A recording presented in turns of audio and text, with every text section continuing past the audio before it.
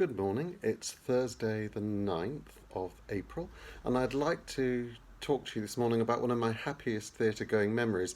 This was the revival of Rodgers and Hart's musical On Your Toes at London's Palace Theatre in 1984. The show originally opened on Broadway in 1936, and then there was a major Broadway revival in '83, and the following year it came to London. On all three occasions, it was directed by the great George Abbott, who was in his mid-90s, I think, when the revival happened.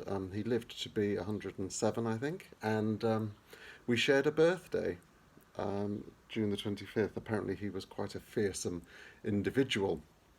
But On Your Toes really was a great joy, obviously for Natalia Makarova, who starred in it, but as well as Christine Andreas on Broadway, Tim Flavin in London, performers I've had the joy of coming into contact with and working with over the years.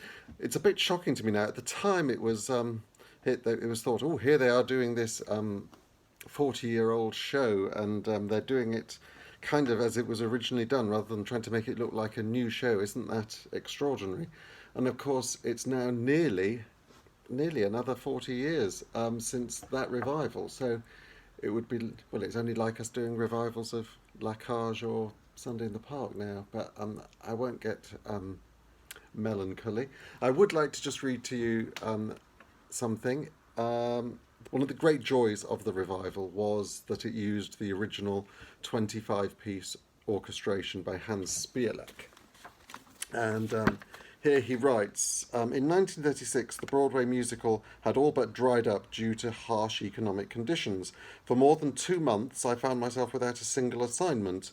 Just as I began to worry, Max Dreyfus, the almighty of Chappell & Co., called me into his sanctum and commissioned me to orchestrate the forthcoming Rodgers and Hart show, On Your Toes. The day after my meeting with Dreyfus, Rodgers played his score for me.